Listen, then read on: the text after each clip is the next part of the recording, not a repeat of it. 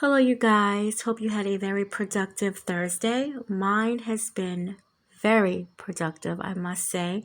I am very proud of myself. Got a lot of things done. My bedtime's actually in an hour and a half. I go to bed at 9:30. So I'm going to bring you this story right quick that I was supposed to bring to you a couple days ago. But I did find out some good news on it, so I'm glad about this here. Each being held on a $50,000 bond out of Colbert County, 27-year-old Deja-Ariaha Bankhead and boyfriend, 28-year-old Demariaz Levansky Mitchell, were arrested on aggravated child abuse charges. Sheriffs were called to North Alabama Medical Center on Saturday after finding a 9-year-old boy weighing 37 pounds. The boy had bruises all over his body, blood was coming from his ear, and maggots coming from his body, and other signs of child neglect. Based on an article from 31 ABC, the 9-year-old boy was in organ failure and arrived to Birmingham Children's Hospital. The couple were still at the hospital with their two other young children, the youngest being 3 months old. Investigators say that the family had been staying in a tent at Colbert Aloy's camping area for 2 weeks. The county has taken the two youngest children as of right now, and the two youngest children that were taken, they are saying, was very healthy. So the only one that was really struggling with this type of issue was this 9-year-old. The couple had told authorities that the child had just stopped eating, but we know it's the parents' responsibility to get this boy some help, whether it's an eating disorder or some type of unknown illness that they don't know about. They're supposed to get him some help. And I was so glad to know that this child is expected to make a full recovery. Now, I went and I looked on their social media. That's what I do. And I see up until last month, like 3 weeks ago, they were posting on Facebook very positive things, but we do know that Facebook and social media is a fraud and people post what they want.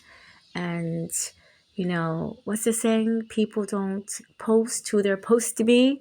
And sometimes it's like that. I seen as far as 6 months ago around Christmas that they were celebrating in front of a big tree with stockings and two dogs and looked like a nice apartment they was living at. So I don't know if this couple had fell on hard times. And I did read in the comments that there may have been domestic abuse. Now, that's what I read in comments, not in articles. And, a lot of people say things, but I don't know if that's true or not. But, did they fall on hard times? And this boy, got sick while they're living in this tent? I mean, I don't know. She just had a baby not too long ago. And hopefully, if everything pans out, and this has just been an issue with circumstance, with money, a finance issue. Hopefully she can get her kids back. If that is the conclusion, that this is just a couple that has fallen on hard times. Even so, in the article, it's stating that he, meaning the 9-year-old boy, still had some type of domestic abuse. Even if it was hard times, there still was some type. But he is 9, so he can speak. And hopefully he's not afraid if he's taken out the situation where he's not around his parents. And I do know that Mitchell is the stepfather of the 9-year-old. I don't know about the two smaller children, but the 9-year-old most definitely. I live in Georgia. I'm not far from Alabama. It's just a drive. And sometimes I wish I knew, especially when you have babies involved. I don't have much money. I just work. I'm check to check like most people. But if I could have provided something, even a roof for their children, I would have really done what I could. And like again, I'm not far, I'm not far, but I'm so glad that, you know, these babies weren't murdered. You know how these stories end up murdered, but they got this child to the hospital in the nick of time.